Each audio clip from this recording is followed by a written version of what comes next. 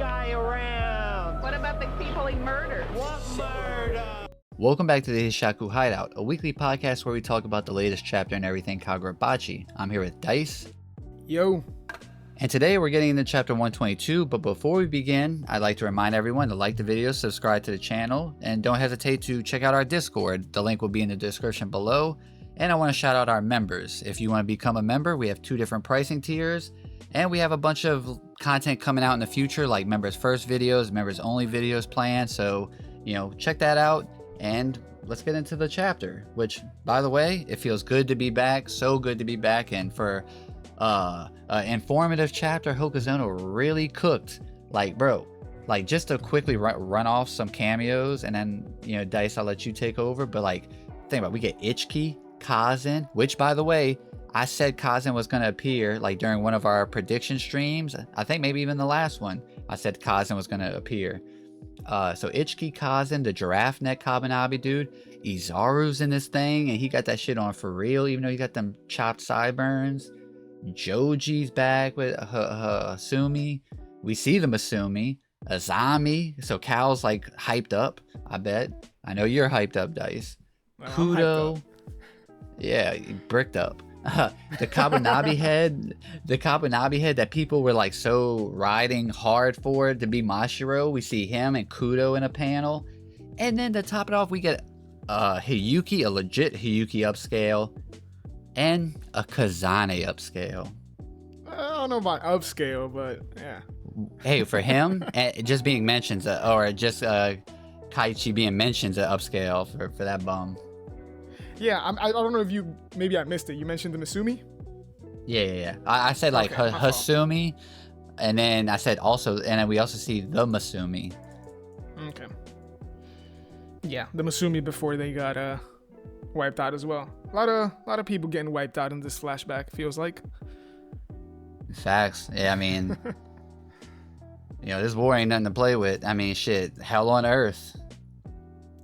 Yeah, hell on earth. I mean, it's been a 2-week break. Golden Week. Hokuzono was sick. It's felt more like a month. And this is the chapter we get right when he comes back. It's like you said, it's not a lot of action really. No action at all, I guess. But it's a setup chapter, really. Boy, everything we're getting in this chapter. It's crazy, because if someone asks what's the if you show us a chapter that shows just how good the weekly engagement aspect of Kagurabachi is, this is one of those chapters that you can point to that doesn't have a fight in it. It's just kind of recapping and setting the table for what's coming, but he brings he includes so much substance in these chapters that just this is one of the best chapters of the flashback so far. And literally it's just a bunch of old geezers talking around the table, essentially, in terms of Kunishige's outside inhaling a rice ball. You know what I mean? It's literally not a lot's going on in terms of story beats, but just the information we're getting is insane. So much substance in this chapter. Hokuzono, that man, get the honey out, get the honey back out. Get the honey out. Yeah. No, I kneel because honestly, it feels like I say this, nearly every chapter, but it's the implications of what is presented. In chapters like these, like you said, even when there isn't some crazy fight or, some plot twist. I mean, there is kind of a plot twist here, a huge one. But just Hokuzono just gets it in terms of knowing how to feed us with the right amount of information as the story continues to progress. He's very good at drip feeding us the necessary information to provide the necessary context for whatever is going on in the moment. And he's really good at keeping these cards close to his chest and knowing exactly when to play them to just completely blow our minds. And I feels like this is exactly what was done in this chapter. And there's a lot going on in this chapter, regardless of how we're talking about it, right? Because it starts with the conversation between Subaru and Kunishige, which is a great conversation. Finally seeing them interact appropriately in terms of a one-to-one. after after Subaru went and got him out of, that room he was in. We get more about Kunishige's character. It's like there's a lot that Hokuzono is doing here, and I know you've been talking a lot about Kunishige's character as of late, and how you've kind of started to appreciate him more and his writing. So I know you ate this up. Ate that bitch up like a rice ball. Like a rice ball. Or like a rice ball, Yeah, Kunishige, like, I think, the character that what his character kind of like presents, he is the answer for, the biggest obstacle in Japan's like way, and it also conflicts with his ideology, or like his goal is to create the greatest sword ever. He wants a sword that like protects people. He doesn't want to be like get like acclaim and get all this like fame from creating tools of war, creating tools for killing. Like as he tells Subaru, like that's not what he wants. He doesn't want to like have it portrayed as like, there's glory to like create swords or whatever, because they're tools for killing. And it's kind of sucks because like he probably thinks that his objective, his goal to create the greatest sword ever stopped and ended with the Magatsumi. You know what I mean? Because like the propaganda surrounding Akamura after the war, and like him being propped up like the Magatsumi was the savior of the war and saved Japan. Like that's the greatest sword ever, and everyone's like in awe of him for that feat. The Magatsumi specifically gets like all like the shout out, but and that's literally like causes his trauma, the abyss of like pain that he went through, and through his life until he died, he was dealing with it. But the thing that we know is like Chihiro was his like saving grace, like his guiding light essentially, and is what enabled him to like craft Enten. So I do think once the Magatsumi breaks, we'll see like Kunishige, this is an old theory I had for a long time, but see Kunishige reappear to Chihiro in like his mental landscape and have a conversation with him man to man, and tell him like he's proud of the man he's become, and like his answer for what justice is into this day and age. He's he did his thing, and that's gonna be tears, bro.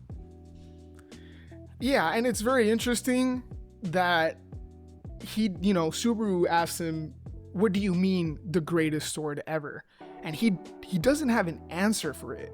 And honestly, given what we know, like, yeah, he forges Enten with Chihiro, which was supposed to be the solution to, his regret, basically, or a way to right the wrongs of the Seitei War, and that, that guilt he was dealing with. But we know that ultimately the one who's gonna surpass him is Chihiro. It will be Chihiro who builds this greatest sword ever. And I think that's kind of very fitting, because he doesn't know what that sword looks like. At a certain point, I agree with you, he might feel like that is Magatsumi, but we know eventually that he comes to realize that that isn't the case. It isn't the Shinuchi, as they all say, and it isn't Enten. Enten was broken by Akamura. He got close to it with Enten, forging it with Chihiro, but it kind of just set Chihiro on the proper path. This is how, or at least one of the many ways, that Chihiro will surpass Kunishige, is he will build that greatest sword ever. You cooking. I think this is like great from Hokuzono. And it's so funny, Kunishige is probably rolling in his grave when he's Akamura breaks Enten. He's like, fuck, Magatsumi really was that motherfucking thing. I was cooking too hard. But no, I like that. That's a good one. I like that. One last thing I do want to say about Kunishige, and sorry for interrupting you, is that I also think it's very fitting how he's always had this inner turmoil of what katanas are supposed to be. Like, he's always been kind of like on the fence. The way we see him in part one, it kind of feels like, and obviously we don't know anything about Kunishige, early on in the story. So the way we learn about him, it feels like he was always this renowned master swordsman who just, was, the same thing that Kunishige we're finding out here that he doesn't want to be, that he doesn't want to do, which is get, like you said, the acclaim and the fame out of building these swords. That's what we thought, or forging these swords. That's what we thought he was early in part 1. We thought that was the guy he was, and that this sense of regret only came after the war, when he's kind of sitting with his sins and realizing what he's done. But now we see that he's always kind of had this inner struggle of what katanas are supposed to be for, and even in this chapter, he's like, I don't want to make a living out of creating, out of selling deadly weapons. But at the same time, he says, this is how it should be. We should continually struggle to forge blades to protect people. So he's always kind of struggled in terms of like finding this balance of how he should go about his his career, I guess, and his life purpose when it comes to forging these katanas. And the Seitei War only just like amplified that, right? Because it put his creations on the world stage, and his greatest fears, it is basically what was manifested in the Magatsumi and what Akamura did. Even if the first 5 enchanted blades were wielded to protect people, to save Japan from these Mikaboshi invaders, who we find out this chapter. Why'd you say Mikaboshi like that? Well, that's what I was just about to say. With disdain, you're like, Mikaboshi. I'm just playing. No. But we also find this chapter that the Mikaboshi, they got I guess a longer agenda than we thought. They're not moving crazy. Oh, they're moving crazy as hell, man. So yeah, let's get into that, right? Yeah, it's like one thing about Kunishige, and I think it's so funny that the majority of the fandom was like looking for Kunishige to be to grow like distasteful to a certain degree. Like, oh, he went and the initiator of the war, maybe he went to go steal some Datanseki, or like a lot of theories crafted up about like the things that Kunishige did played into the war. But in reality, he's just not that guy. You're not that guy, pal. Like, he's just a like maybe he should have probably just chose a different profession. Maybe he should have been like a armor crafter or some shit. Like, you know what I mean? Like, maybe we could say that. Like, maybe, but bro, you kind of picked the worst profession for how you feel. Like, you didn't have a guidance counselor career, to help steer your career, obviously. But hey, I mean, sometimes you got to make money how you can. I mean, shit, he ain't even making money with it though, so never mind. Yeah, that's what Subaru's saying. He's like, yeah, like, yo, broke boy. Yeah, the biggest bullshitter around is talking shit to him. I love that Kunishige called him out on that too. He's like, you're wasting my time. But like, Subaru does make a good argument about like, nah, dude, the fact that you were able to find your own way after seeing through the lies, that's what kind of filters out these the lightweights. Subaru's a politician, bro. I thought their conversation was really good, from Subaru's shenanigans, and then how it bleeds over to Kunishige's mentality and his stance.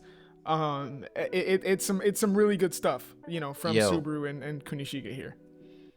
I can't wait, like, when he finally meets Chihiro, because I've been on the tip of him, like we're getting so much of his character now. Oh yeah, of course, the strongest gripper tip. Go on. Go on. That like he's gonna help steer, basically fill in the gaps for like Chihiro's like lapse in forging ability to help with like the crafting process. But I do think he's going to maybe give Chihiro a test and tell Chihiro, read my book first and get his opinion of it. And he's like, if he thinks this is like just good work and blindly follows it, because like he does have like experience in forging, Chihiro does know. So like with Kunishige, it's not like, so I think he'd be able to see. Yeah. So that's why I think like he wants to see. Let me see if you're really your father's son. Read this book, and Chihiro's gonna look like read most of it and just be like, this is a waste of time. And he's like, yep, you're Rokihiro, son. Yeah, okay, come on, boy. Go on. You know what I mean? I think that would be so funny, and that would be very Subaru-esque. I think that would be pretty funny. But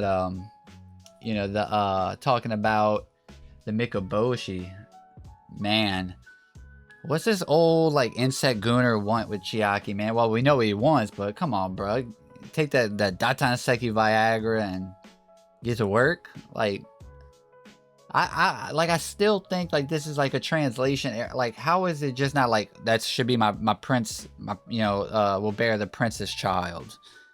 Like, bro, you are decrepit. He almost looked like dust. I don't know. He's still the king, right? So I guess he's saying, I don't know. I guess he's like, he can take the next one, or what? I don't know. He can take the next one. That sounds crazier, bro. What the fuck, Dice? You can take the next one. Damn, good thing Chihiro wasn't born a girl. Fuck. Oh man, yeah, I don't know what I'm saying, but yeah, I don't know, man. It's like you said, the way the Mikaboshi have been moving, since kind of coming to the surface, has not been in a really a way that you can excuse, and so this is kind of like the icing on the cake, the nail in the coffin. We find out that it was the Soga princess all the way back then that accused the Mikaboshi of belligerent intentions, right? So that's specifically the way it's portrayed. It's that's the reason why Ukizane didn't settle for just driving them out of Japan. They were chased, persecuted, and it would have been annihilated basically if it wasn't for Datanseki. All because of this vision or this prophecy from the old Soga princess.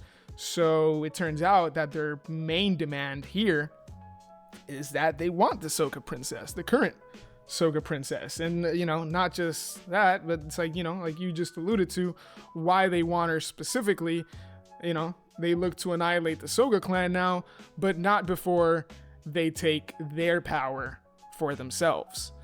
So it just kind of continues to spiral out of control, this, cycle of hatred and thirst for vengeance from one side and the other. And, this Mikaboshi King, man, just that panel of him saying the princess will bear my child is just, I can never look at this dude the same. It's just like, ugh, It takes like, man, fuck my opponent to a whole new level. Yeah, I guess. Yeah, I guess, man, but it's yeah. Yo, not to interrupt the podcast, and we can leave this in, but look at your Discord DM real quick. I gotta shout out Miles, in our Discord. I accidentally opened up my Discord and I just saw this like panel, and this motherfucker might have just peeped Hishaku might be in this chapter. Oh, stop it. We're back with the Hishaku. No, bro, go look. That motherfucker got the same jawline as Hishaku, and his face is being covered up by the speech bubble. That same panel that shows Kudo and Mashiro wannabe Kabunabi head. Oh, just because some dude got a chiseled ass jawline. Well, look, at least he matches. Motherfucker was saying the delegate that was on Hiroshima was Hishaku, and that dude don't look nowhere near. He came back. Sheba brought him back in a body bag. Dead. So. Yeah, he dead. But this guy can't be Hishaku because he actually fits the bill. You know what, Dice? I hate everybody. I don't know, man. We're still waiting on people from the special squads from the Kamunabi raid arc. We're still waiting from some of those characters to get their full face reveal, because we only saw some of their faces, So it's the Kamunabi. I'm not putting too much. You don't expect much. And but hey, Miles, if you're listening to this, shout out to you. I'm giving you credit for it. No, you don't. You shout him out. I shout him out. You spat on his theory.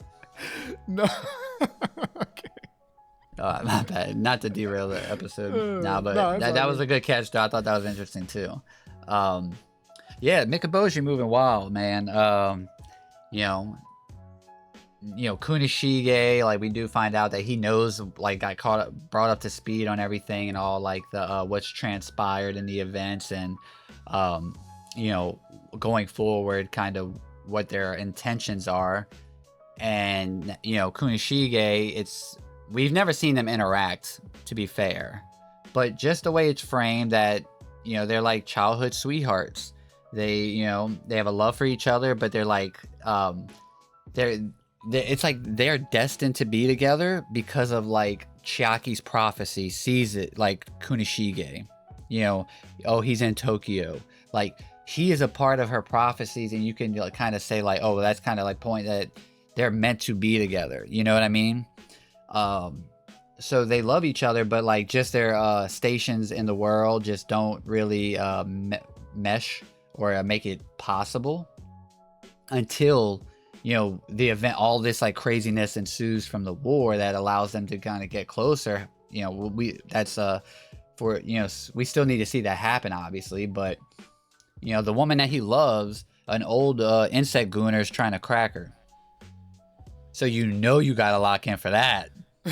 like Japan, all right, but we move for Chiaki. Yeah, and we do see like Kunishige's like demeanor, you know what I mean? Like that lock in, that serious Kunishige that only comes out in like in the most important moments. Yeah. I mean, Kunishige, I think it's no more silly Kunishige. I think this literally marks the last chapter, the conversation with Subaru. I really think that we've seen the last of silly Kunishige. The switch up in demeanor and the way we see his face when he goes to Sheba, it is very much like what we see from the part 1 flashbacks, specifically like say when he chooses or when he selects Uruha, when he says he's the right person to wield the sword or something along those lines. That expression is something that we hadn't seen yet, and now we finally get to see it, and it makes sense. Hasumi told him everything, including what they want to do with Chiaki. So that motherfucker locked in, and I think now is when we're going to see the Kunishige that we've known about. The guy, it's like we've said a couple of chapters ago when Kunishige was first introduced in this flashback arc that we know that when it's time to lock in, Kunishige can lock in. And we're finally getting that, because he also sees Sheba bring Mashiro's sword, which it turns out that Kunishige had forged it for Mashiro when he turned 18 because Sheba asked him. And now seeing his blade without Mashiro, he's starting to see that the good people that were wielding his blade are dying, right? Or at least in the case of Mashiro, somebody died. And now he knows what these guys, the Mikaboshi, are planning to do. So I think this is now when we start to see the Kunishige we know about in part 1, and I'm really excited for that, because now we're going to see a whole side of him that we've only gotten glimpses of in part 1. But Chiaki, kind of going back to Chiaki real quick, this is also the chapter where I really, really start to feel for her. We see her pass out. We see her say there will be hell on earth, which, clearly a callback to the Seitei War panel we've all been kind of like looking at for years now. The Enchanted Blades had the power to end that hell on earth. Now there will be hell on earth. She's sweating or crying, maybe both. So it's now I'm, with the Mikaboshi King, with what he says, it's like this is a chapter where I'm like, damn, I'm really feeling bad for Chiaki here. It's like Kunishige said, like, she has it rough, man. And during this time of war against these, people, I was about to call them savages. Oh my god. Dice is moving crazy. Oh, I got possessed by Akamura. No, but yeah. You started floating in the air and flowers started growing out of you. It's just crazy, man. It's just crazy, because I think this chapter really does a lot to kind of bring us closer to the conflict and start seeing how everybody starts changing because of it, So like next up is Akamura, right? We saw Kunishige. We're seeing how it's, how it's taking a toll on Chiaki. Akamura not Sheba. Gonna stand for this shit. Ooh, bro, Akamura, man. Well, we know he doesn't stand for this shit, to be honest. Well, we know, like, the motherfucker definitely didn't stand. So it's crazy, man. It's crazy. The Mikaboshi, yeah, they're definitely not you know what I'm saying? They're not Yeah. making this in a, they're not moving in a way where we can really victimize them. Like, regardless of what empathetic. happened. We can't be empathetic. Like, Yeah, man. Regardless of what happened 1,000 years ago, like, that's a whole nother conversation. And you and me have talked about this. Like, I think it's very purposeful that Hokuzono is kind of keeping it vague. I don't think the idea is to go even further back to really get into that and who started it and who's at fault. Like, none of that really matters. I think that's pretty clear. What matters is that now both sides end up moving in a way that is not beneficial for anybody. I mean, right now we know that Japan is only doing what they had to do to survive against the Mikaboshi, but we're going to see how the Soga clan reacts, and we know exactly how Akamura reacts and what he ends up doing. So, at the end of the day, the Mikaboshi kind of, again, they're just put Japan crazy.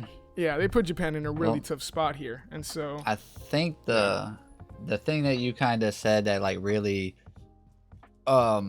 kind of highlights this whole like conundrum, this moral conundrum, I guess, is an eye for an eye leaves the whole world blind. And going forward, we know the Mikaboshi aren't around, and the Soga clan is, I don't think they're around anymore.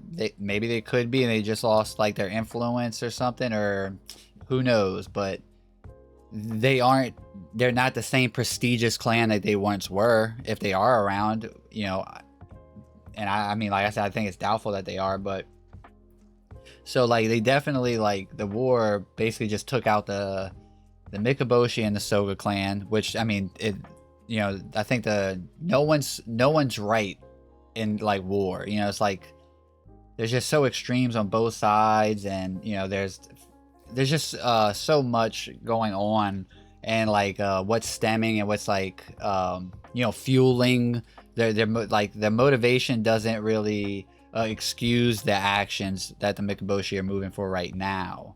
You know what I mean? But then that goes like to Akamura. The Mikaboshis, with their actions motivated Akamura, and his motivations don't excuse his actions after the treaty was signed. 1,000%. And I think it just bears, that's like the bottom denominator of the conversation right there. It's like they both move crazy, and I do wonder if maybe like Hasumi was like bullshitting to Kunishige, and they're like, yeah, man, and Chiaki's eyes kind of lit up. I think she saw a picture of the king, and he looks kind of like, bro, you better cook. You better cook, bro, because I'm saying. He was just kind of like egging him on, kind of giving him that extra motivation. He has cute little feet. That's what I heard. And like to go back to that Sheba moment with the sword, like, me, number one Sheba lover in the community. Oh yeah, yeah. My blind hair beauty. Getting up right here. That's it. I'm about to spin on it. No, but I really love that moment, because him going to Kunishige, knowing how Kunishige is, not wanting to, like, he doesn't just hand out swords, period. And he goes to Kunishige and he's like, hey, my junior is, about to turn 18. Can you cook up something for him? So, like, it just enhances Kunishige and Sheba's dynamic, that on panel, we don't get a whole lot of Sheba and Kunishige, like, period. Throughout 122 chapters, we just don't have a lot of it, obviously, because Kunishige died. But, we don't get, like, flashbacks of them going out to eat, like, no, like, playful things. But it's, like, little moments like this that just show you how, like, much, like, Kunishige and Sheba's, like, trust in each other go. Kunishige will, like, most likely hasn't met Mashiro by this point, but he trusts Sheba enough. He won't. Yeah, well, I know he did meet him when they went to his house. Oh, okay, yeah. Oh, yeah, you're talking about, okay, I my fault. Yeah, but like sorry, when he went to like brain give him the sword or whatever, you know, like Yes. so he's like, he just trusts Sheba enough to like, I know you're not going to give this to like an unsavory person or someone I wouldn't personally agree with. Yes. You know, like, and that just like really like, and you know, like nurtures their dynamic in a beautiful way that like, what's understood doesn't need to be said kind of thing. Hokuzono doesn't have to like spoon feed us these like soft, you know, friendly, bubbly moments between them, because when the going gets tough, it's them two always riding it out for each other. Yeah. Sheba's I my agree. goat. He's my fucking goat. Let me chill. Let me chill. I don't love him that much. Relax. Yeah, but no, I really love that moment, man. I like seeing the sword and just knowing what, like, you know, Sheba also doesn't come off as someone that asks for favors. He just seems like he just does his own thing. You know, like he doesn't, you know, he'll bend the rules and shit if that's what he wants, but he's not gonna go like asking for favors and looking for handout. Like, you know, like so him going to do that to Kunishige, that must mean that the person he's asking for is someone really special to Sheba, which I think Mashiro and Sheba, you know, their connection is super deep. Like, I think Mashiro, behind Kunishige and Chihiro, I think Mashiro is the next person up in terms of most important in Sheba's life. And, you know, it's just, like I said, what's understood doesn't need to be said sort of thing. And I can appreciate that because, you know, there's those chapters in manga where they're like fluff chapters where you do see kind of like, yeah, it's good because they're character moments and it like makes their relationship good. But like writing like this can do, you know, even more. It's just like the quality of writing and the substance that you're presenting and like you know, just the weight of everything. But dropping a moment like that in is beautiful. Yeah, no, I agree, really. I think this conversation, you know, there are two conversations here that I really like for Kunishige's character. That was Subaru's conversation, you know, at the beginning of the chapter, and then the little that we see from this conversation between Sheba and Kunishige. Even though we don't see a lot of words spoken in terms of like a back and forth, it's mostly, you know, like you just talked about, like the fact that Kunishige sees the blade and remembers when Sheba went and asked for it, and then ultimately what Sheba asks about like how much did Hasumi tell him, and he says everything. And, you know, I already talked about his whole expression, but it, you know, and correct me if you interpret it a different way, but we see the little booklet or whatever of the enchanted blade plan, and it seems like that was Kunishige putting it down for Sheba to see, right? Because we see the window, you know, the window. So it could be Hasumi, since the window frame, now that I'm actually peeping it, it is black in that picture where we see the enchanted blade plan, and it is white when we see Kunishige's back. So maybe it wasn't Kunishige that put down the enchanted blade plan.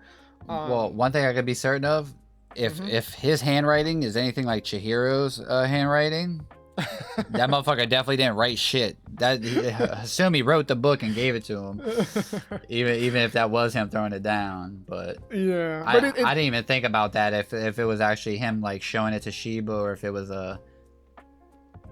Yeah, because I think there's, you know, Hokuzono does, you know, does this really well in terms of how he's able to cut back and forth between the conversation between Hasumi and one of the Kamunabi, and then Sheba's conversation with Kunishige. That kind of back and forth as we're kind of building up to the reveal of the enchanted blade plan is also really well done, and kind of sets the tension really well for that moment, and obviously where we'll be going from here. But no, man, I completely agree with you in terms of that moment between Kunishige and Sheba. We've already seen enough from them to have a very good idea of what that dynamic looks like. We don't need it like really kind of like just overemphasized, if you know what I'm saying. Like we don't need that. We've seen enough from part one, and the little bit we've seen about how they interact here has been really well done.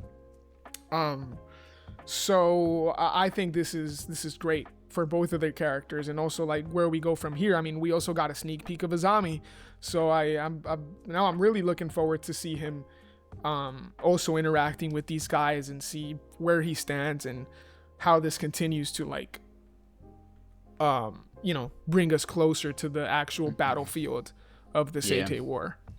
And I'm like looking at it again, I look at it as like I think Hasumi kind of drafted that once he felt like, because this is after Subaru's, like when they first popped up, teleported to the meeting with Subaru, and Joji was like pressing them and all that. Now that like Kunishige basically like showed like his skill of like just how well he kind of like deduced all this information about Datanseki quickly. The fact that he could touch it without exploding, and he has, like that might have just, Hasumi might have been the one to come up with the plan for the Enchanted Blades, drafted the plan, and basically this is Kunishige bringing that to Sheba, saying, this is the plan going forward, and it's going to be really interesting, like if we do start, like next chapter starts with like another conversation with Sheba being like, are you going to be okay with this? Because essentially you're making the most extreme sense of the word a tool for killing. It's like, so it kind of like, I wonder if we're going to get that conversation right away next chapter with him, if that is Sheba, him presenting the plan to Sheba about the Enchanted Blades. And, from there, like also seeing the Soga clan's reactions to the demands, I don't think we're going to see the Enchanted Blades get crafted next chapter, but I think we're going to see like kind of the discussion around the plan, the Soga clan's reaction. Then I think we might get a brief time skip, like, real short time skip where we see the first Enchanted Blade done. That's kind of where I kind of see this playing out, like in the 2 chapters from now. Yeah, well, I mean, I told you that for me, this is really the chapter that kind of makes me feel like this arc is gonna be probably the longest arc yet. The way Hokuzono has gone about, like I said earlier, kind of being really subtle and taking his time, feeding us the necessary information as it, becomes relevant to whatever's going on at the moment.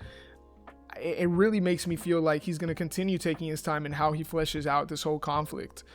So although I do agree that, there likely is going to be some time skip just because of how long the war is, 1 year and what is it, 5 months, I think it is, something like that. Yeah, 17 months total.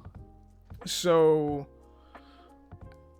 yeah, I definitely think that there's going to be some time skips, but I don't see Hokuzono kind of like rushing through anything anytime soon. So I'm not even sure if we'll see an Enchanted Blade in the next 2 chapters.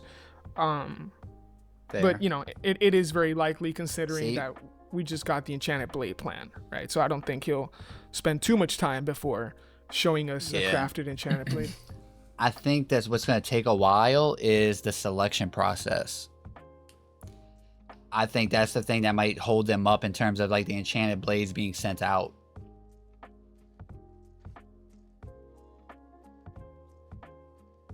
Like we're gonna have, like, it's still up in the air exactly which Enchanted Blade was crafted first.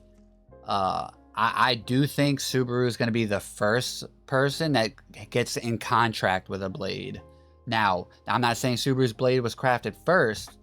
Maybe it was, maybe it wasn't. But I'm just saying the first contracted swordsman will be Subaru. I can see that. Because like he's already known him. We don't know, like he says Kunishige like can like see through others with those eyes, but like he still needs to kind of get to know the person a bit, you know what I mean? So like I can see there being like a long vetting process of Kunishige finding the perfect person for each blade. Yeah. That's what I'm saying. Like I think he's gonna take his time with all of that, man. I'm not sure how deep we'll go into, or how much time we'll spend getting to know these enchanted blade bearers, because I know that is something that people really want to see, is like each bear kind of characterized and fleshed out in a really good way that allows us to really get to know them, and for them to feel like legitimate characters in the story. I mean, obviously we've gotten probably enough out of Samura and Uruha, more so Samura, but I'm not sure how much we'll get on those characters, but I do think that Hokuzono will continue to take his time.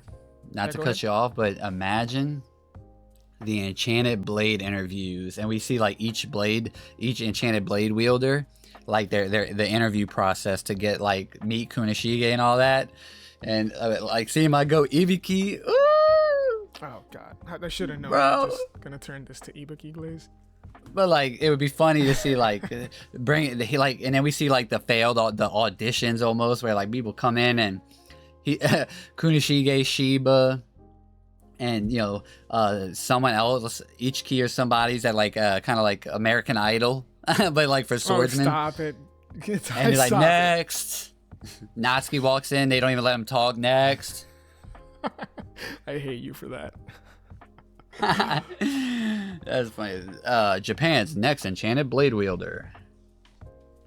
Oh man, just imagine Akamura taking that stage. Yeah.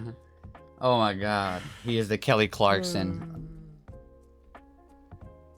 That's such a weird fucking comparison. Yeah, Soga Akamura is the Kelly Clarkson of Kagurabachi. It's like, what the... But this is a great chapter. I mean, like I said, not a lot of story beats in terms of like, moments of like going through the chapter, but like the conversation just enriches the whole story and what is to come. Yeah, man, this chapter is just ridiculous, honestly. I mean, again, it feels like we've been saying that about every other chapter, especially since entering this arc. But Hokuzono just finds a way to continue to just stack shit on top of other shit, and it's just like fucking mind-blowing. Like at this point, I don't even know what to expect, man. Every time I think like, okay, we know everything, we get it, he just goes and drops some fucking bomb. Yeah, fact, dude. It's like you just never know what to expect, and like the chapters you think that might be, because I was expecting this chapter to maybe be a bit slower, and it kind of, in a sense, from what the Hiroshima battle was, it is slower, but like that doesn't make it bad. You know what I mean? Just because something's slower doesn't, and that is the quality of the weekly experience, that Hokuzono gives us in Kagurabachi. How does he do it? Legitimately. He got a Datanseki pen, bro. I'm telling you. Oh, man. Well, I mean, I basically wrap up the episode, You have anything else you want to add about the chapter? No, not really. I think we covered the gist of it, really.